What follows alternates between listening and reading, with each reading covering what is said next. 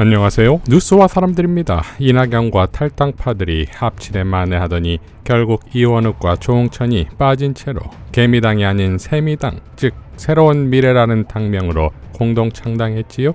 이낙연은 공동대표 수락연설에서 부패와 부도덕의 늪에 빠진 민주당을 대체하겠습니다. 그들이 못하는 정권 심판과 정권 교체를 우리가 하겠습니다. 국민께 감동을 드리려면 서로 신뢰하고 존중해야 합니다. 행사에 참석한 이준석은 지금 시점에서 저희가 가진 이견이 작지 않다는 것을 인정해야 한다. 무턱대고 합치면 이긴다는 얘기에서는 거리를 두고 빠르게 공통의 분모에 합의할 수 있느냐를 두고 진지한 대화를 해야 한다. 라고 밝혔지요. 자, 그러니까 빅텐트는커녕 미들 텐트도 아닌 폈더니 찢어진 우산이 아닙니까? 지난 3일 이해찬 대표는 광주에서 이런 발언을 했었지요. 국회의원 한번 해보겠다고 왔다 갔다 하는 사람들이 정치를 해서는 안 된다. 2016년 광주 의원들이 안철수를 중심으로 만들어진 국민의당에 다 따라갔다. 저는 정치를 오래 했기 때문에 저런 당은 오래 못 간다고 짐작했고 결국 당이 없어졌다. 라고 발언했지요.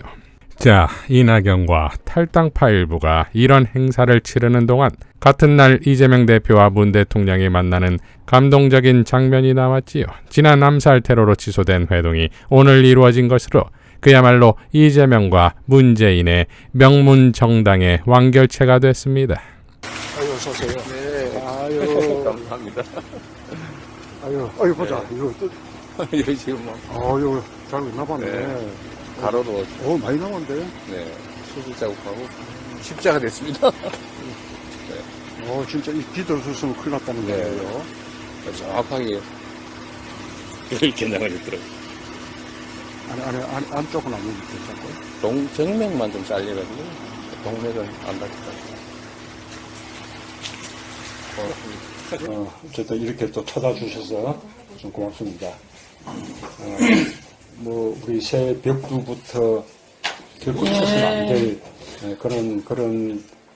그런 사건이 생겨서 우리 만나는 게 미루어졌죠. 그런데 정말 다행스럽게도 정말 천행이죠. 다행스럽게도 우리 이 대표께서 완쾌하셨고 당도 그런 또 위기 상황을 잘 이겨내서 정말 다행스럽습니다. 그 트라우마가 굉장히 크지 않을까, 오래 가지 않을까 싶어요. 그래서 또 아주 큰 액땜으로 생각하시고, 옛날 사람들은 또 그런 일 겪으면 아주 오래 산다고 하거든요. 아주 우리 이 대표님 장수도 하실 거고, 아마 또 뜻하는 일이 또 잘 되실 것이라고 생각합니다. 그렇게 막 트라우마를 빨리 틀어버리시기를 바라고요. 결국은 지금 우리 정오의 정치가 그런 일을 만든 거죠. 지금 중앙 정치에서 지금 날마다 벌어지고 있는 아주 적대 정오의 정치. 그게 이제 지지자들 쪽으로 내려가면 내려갈수록 점점 증폭이 돼서 정말 지지자들 사이에 그 적대나 정오는 정말 살벌한 거거든요. 그래서 이제 오늘 이 대표님 그걸 계기로 민주당이 좀 상생의 정치 이렇게 좀 앞장서 주기 바라고요. 또 상생의 정치를 많이 또 말씀들을 해주시면 좋겠어요. 이렇게 상생의 정치 하려 그래도 결국은 선거에서 이겨야죠. 왜냐하면 저쪽은 그런 의지가 없는 정당이고 저쪽은 늘 정오나 적대를 생산하는 것으로 완전 일종의 선거 전략으로 삼는 그런 게 쭉 해왔으니까 이쪽에서 이렇게 선거에 이겨서 정치를 주도해 갈 수 있어야만 비로소 이제 적대 상생의 정치가 가능할 거라고 생각해요. 이재명 화이팅! 문재인 화이팅! 자, 결국 이재명의 민주당이 총선에 승리해야 한다 이겁니다. 그리고 이것이 이낙연과 탈당파들의 창당쇼에 대한 문 대통령의 답장이 될 것입니다. 김경률 불출마로 인해 결국 한동훈이 폭망했지요. 지난 서울시당 신년 인사회에서 한동훈은 흥미진진한 놀랄만한 선거를 하겠다며 김경률을 무대 위로 불러 마포울에 출마한다며 손을 번쩍 들어주었지요. 그리고 김경률은 술잔이 식기 전에 돌아오겠다며 발언했는데 결국 술잔도 씻고 돌아오지도 못하게 되었습니다. 황교익 작가는 다음과 같이 밝혔지요. 김경률이 공천을 반납했습니다. 공개된 장소에서 한동훈이 김경률의 손을 치켜들며 선사한 공천이었습니다. 공천권이 나에게 있다는 한동훈의 국민의힘 공천권 소유 선언이기도 했습니다.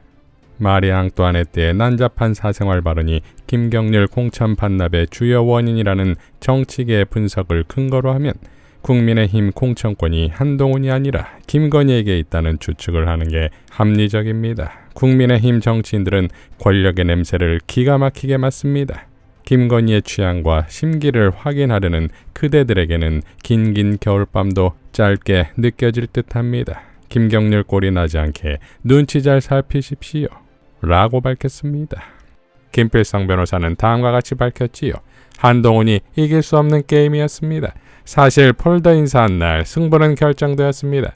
한동훈을 놓지 못한 몇몇 언론들이 분치를 한 것뿐이었지요. 윤석열이 그러했듯 한동훈도 기대 이상 능력이 부족한 것 같습니다. 기대치가 없었음에도 기대에 못 미치는 거 쉽지 않은데 이 정권은 여러 번 보여주는군요. 라고 일갈했습니다. 이소영 의원은 윤석열 대통령님 축하드립니다. 결국 승리하셨네요. 라고 일갈했지요. 자, 김경률 불출마로 결국 공천권은 처음 계획처럼 고스란히 윤석열이 행사한다는 의미가 되는 것이고 이제 다시 한동훈은 윤석열 아바타로서의 한계가 증명되었습니다. 단 달라진 게 있다면 배신이라는 오류가 있는 아바타라는 거지요. 조상호 변호사는 김경률 불출마로 한동훈의 치명적 약점이 극복되었다는 기사를 공유하며 치명적 약점 극복, 치명적 약점 확인. 한동훈은 결국 용산 아바타를 확인해 주었네요. 존재 그 자체로 당무 개입 라고 일갈했고 추미애 장관은 한동훈의 가상한 희생정신, 윤석열 징계 취소 소송 피고 법무부에 승소를 이끌어낸 변호사를 갈아치워 일부러 법무부를 패소시킨 희생정신이 돋보였다. 그 희생정신이 기특해서 집권당 비대위원장으로 올랐다. 그런데 선거 승리를 위해 바른 소리를 했다고 조중동이 칭찬까지 하고 한동훈 본인도 국민 눈높이에 맞다고 동의한 회계사를 오늘 불출마로 정리해 제2의 희생정신을 과시했다. 계속 가보아라. 쭉 그렇게 길이 있을런지 라고 일갈했습니다. 자, 이렇게 마포를 두고서 윤석열, 한동훈, 김경률의 막장쇼를 벌이는 것에 대해 정청래 최고가 가만히 있을 리 없지요. 마포울이 안동역인가? 안 오는 건지 못 오는 건지 오지 않는 국힘아 안타까운 내 마음만 놓고 녹는다. 선거가 장난인가? 마포 쓰레기 소각장 추가 건설로 우롱하더니 마포울이 그리 만만한가? 비겁하게 딴 사람 보내지 말고 네가 와라 한동훈 라고 포효했습니다.